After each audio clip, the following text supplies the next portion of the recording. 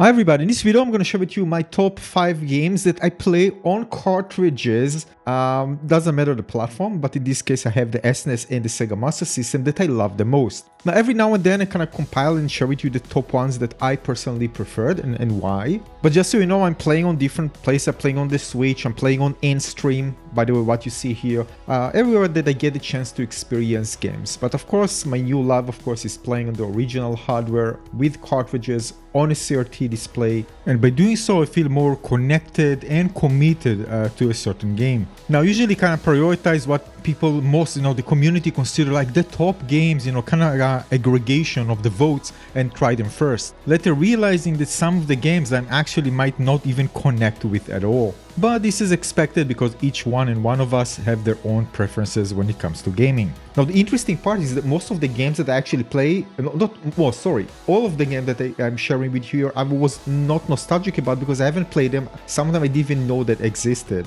And there are some games that I love because of nostalgic reasons, like Gauntlet here, for example. I'm very nostalgic about it and I enjoy it because of it. So in the 5th place is Sonic the Hedgehog for Sega Master System. I mean, I played another one before it, but I haven't have memories of playing, Sonic when I was a child or something like that. So it felt like really a new experience for me. So what I really like about this game, first of all, the beautiful level design, both in terms of their mechanics and how they look. It has actually really beautiful 8-bit graphics. The music was also good. There's some degree of exploration as well. Gameplay felt very smooth, very reactive. I also really like the sound of the rings. It was so addicting. I don't know why, kind of clingy, really nice sound. Anyway, a fantastic experience on the Sega Master System. In the 4th place is Super Mario World. What a perfect game. So many amazing things, so many secrets, amazing levels, fantastic controls, by the way, which is not easy to impress me with controls. It just felt great. It has very, very creative level design. I mean, seriously, among the best that I've played. I mean, the castle, how it looks on my smaller CRT, soon you're going to see, I think, on the PVM, but on the regular CRT, it looks, well, incredible. This one, what you see here. Now the thing is that unlike Sonic, for example, I kind of turned a bit into a Mario fan because of the game. It was just so influential, let's call it like that, because the level design, the characters themselves are amazing. Just look at that, for example, character that kind of put his hands on his eyes, just so beautiful, cute, and then he kind of turns into a monster. All of that with just fantastic platforming. How you cannot fall in love with this game? Absolutely brilliant game. Now sometimes you don't really have to be that brilliant and action-driven type of platforming to impress me. Golden Axe Warrior did just that. This is a Zelda-like type of game, but one that is also very challenging. At least I experienced it as such, especially at the beginning, but also later on. Some people say no, I say yes, but it's a debatable thing. But don't confuse this game with Golden Axe, right? This is a Golden Axe Warrior. It's a different game. It also has such a smart map design, although if you look at the world after that, you see everything. It doesn't look that big, but there's so many things to discover there, and you can actually get lost because they build like a maze-like. It has fantasy setting, has some weapons that are good against certain enemies and certain situations. And it's actually a long adventure. It actually has a built-in save functionality, which means that they can actually develop a game that feels more, let's say, extensive. And this is by far one of the best action RPGs on the Master System, by far, in my opinion. And some people say it's even better than Zelda 1. Of course, it was released after, so they learned from that previous game. But again, it can't show you how good this game is actually and it is an amazing action RPG game. In the 2nd place, it's a platforming game called Doremi Fantasy. To be honest with you, I didn't expect it to be that good. But this game is incredible. It has stunning, beautiful graphics, very also charming personality. Even the animation of the characters are just incredible. Felt so original, by the way, compared to so many other games that I played. The boss fights are incredible. The platforming is just perfection. There's so many unique things about the game that just felt fresh, but even compared to modern platforming. The movement on this game sometimes reminded me of also Wonder Boy.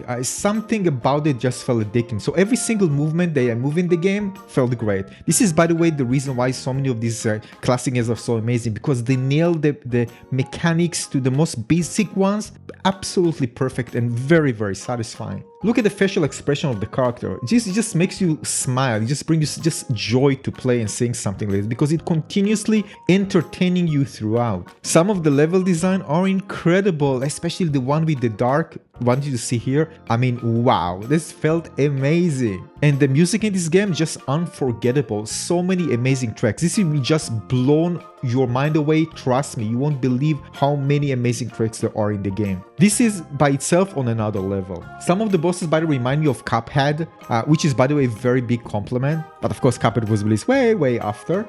Also, the mechanics also might remind you of another amazing game called Bubble. Super addictive and fun, and yeah, so this is part of the game because you're gonna shoot bubbles and you're gonna, affect enemies with this. So, this is just part of the game. Very satisfying. This is by far, I'm gonna tell you, by far, one of or the most underrated platformers on the system. And I think one of the reasons, because this is Japan only release. I played it on a Super Famicom, and by the time it actually launched, many players were already moving to the 32-bit era, PlayStation and Saturn, so fewer people were actually buying new SNES games, let alone those who were released only in Japan. So there was no international marketing, the series not well known outside of Japan, and if you factor in import barriers, well, that's what you get. A must play, and make sure to pay attention to the music. Well, I don't even need to tell you that. If you play, you'll notice. In the first place, way above all, is a game called Terranigma. This is a game that you just you see the cartridge and it looks almost innocent compared to what you're about to experience inside. Now, the game could easily become a cult classic, but it wasn't released in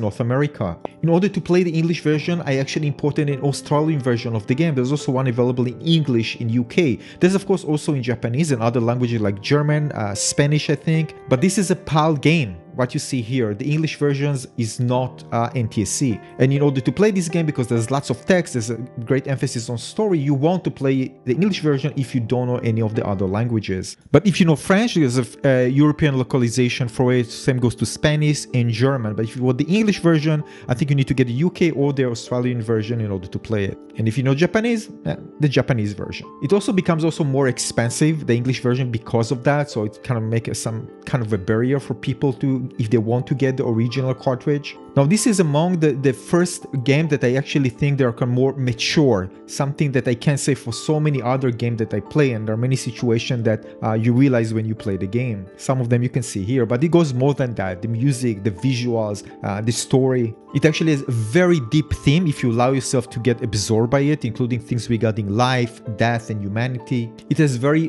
fun, fast action combat, very smooth real-time fighting, which makes the combat itself very satisfying. Amazing characters you're gonna meet on the way, very unique both level design and visuals, and also kind of three-dimensional perspective that also takes verticality into account. Overworld map, what you see here, which among the most unique things I've ever seen so far on any of the retro games that I played. It has stunning pixel art graphics, and also amazing soundtrack, really fun open exploration, and lots of emotional aspects of the story, which you're gonna realize. I'm not gonna share anything here, but some of the decisions are very emotional. There's also kind of civilization evolution. Cities can actually grow and change, and you just do various missions that they just unveil many more things, like new stores, new characters, new quests. They're also interconnected. For example, in one way, I needed to take a photo of other places and bring it to somebody else in a bar, or something in another place,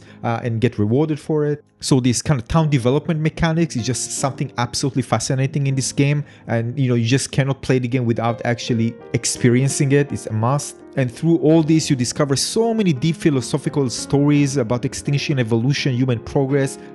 It's just fascinating. If you give it time and don't skip, you cannot skip because the story is important. There's lots of hints, but let yourself dive into this game. Give the game time. Don't rush it. There's also a variety of dungeons that you're going to find that each dungeon introduces unique mechanics and puzzles. The boss fights in this game are incredible. Same goes, by the way, to exploration and traversal. You're going to unlock a plane and a ship that allows you to easily travel between different places on the map. And the game itself has one, I would say, not slightly, but one of the most emotional endings on any game on the SNES, on the Super Nintendo Entertainment System. There's also a fascinating story behind the game. I made a video about it. I'm not going to repeat it here, but you can check my channel. This game is the definition of a hidden masterpiece of the 16-bit era. This game is just so amazing, it is so transformative in the way it actually affects you, the player. Not just when you play it, way beyond after you played it. This is so rare for a video game in general, forget about retro gaming. But it's so undermined in popularity because it was never released in North America.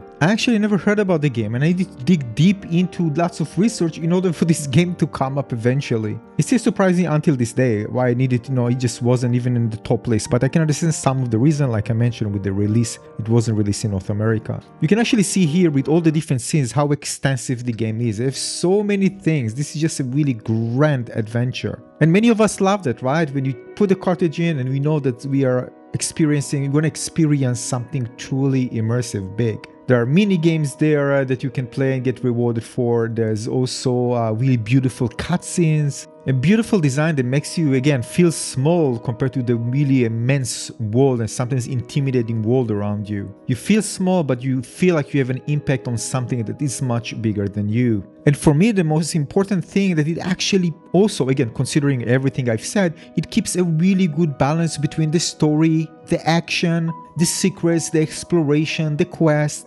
Nothing really feels too much force or that kind of bored me. Not too much story that I said that this is just watching a movie or something like that, just the right amount for each one. Many places that feel unique, some of them are feeling, give you a sense of happiness and freedom. Some of them are very intimidating and scary and dramatic. The use of colors and scene and views, everything just designed so well to basically trigger emotional feedback from the player. And you can hear, I think, by my voice that I'm actually feeling very excited by just talking about that and of course seeing the scenes again that I actually played. So this is not like the first one in the list right after. It's by far, by a large margin, the first one. Thanks for watching.